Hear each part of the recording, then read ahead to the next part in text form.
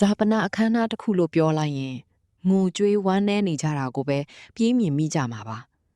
ဒါပေမဲ့အခုထိုင်းနိုင်ငံကဘုံကြီးကျောင်းတစ်ခုမှာပြုလုပ်ခဲ့တဲ့ဇာပနာကတော့တစ်ကမ္ဘာလုံးကလူတွေကိုအံ့အားသင့်စေခဲ့ပါတယ်ဘာဖြစ်လို့လဲဆိုတော့ကွယ်လွန်သူရဲ့ခေါင်းတလားရှိမှာဆက်စီကချီတဲ့တွေကိုငှားရမ်းပြီးအကျဉ်းစားကပြဖြော့ဖြေခိုင်းခဲ့လို့ပါပဲ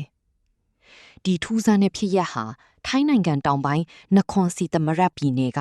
ဝတ်သက်ဖနွန်ထရက်ဘုံကြီးကျောင်းမှာဖြစ်ပွားခဲ့တာပါကွယ်လွန်သူကတော့အသက်59နှစ်အရွယ်ဖြစ်ပြီးသူဟာနာတာရှည်ယောဂနဲ့မကွယ်လွန်ခင်မှာသူ့ရဲ့မိသားစုဝင်တွေကိုထူးဆန်းတဲ့တည်တန်းစာတစ်ခုမှာကြားခဲ့ပါတယ်အဲ့ဒါကတော့ငါတည်သွားရင်ဘသူမှငိုမနေကြပါနဲ့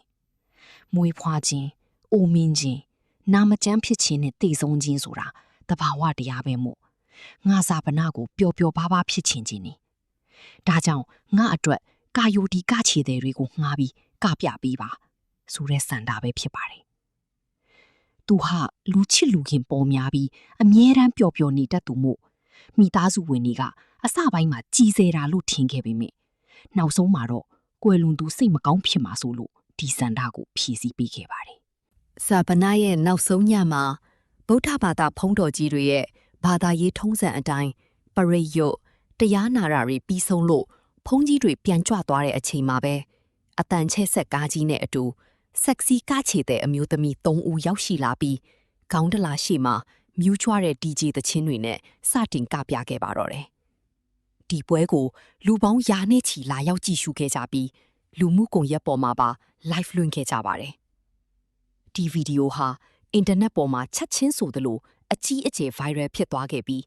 ဝေဖန်မှုတွေလည်းစုံလင်နေခဲ့ပါတယ်။အချို့ကကွယ်လွန်သူရဲ့နောက်ဆုံးဆန္ဒကိုဖြည့်ဆည်းပေးတဲ့မိသားစုကိုချီးကျူးပြီး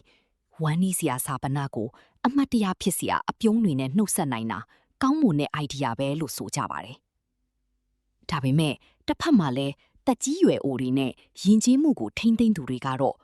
မြင့်မြတ်တဲ့ဖုံးကြီးချောင်းဝန်းထဲမှာကလေးသူငယ်တွေရှိတင်အခုလိုအကတွေကပြတာဟာဘာသာရေးအရာရောယဉ်ကျေးမှုအရာပါလုံးဝမသိတော့ဘူးဆိုပြီးပြင်းပြင်းထန်ထန်ဝေဖန်ခဲ့ကြပါတယ်။ဘာပဲဖြစ်ဖြစ်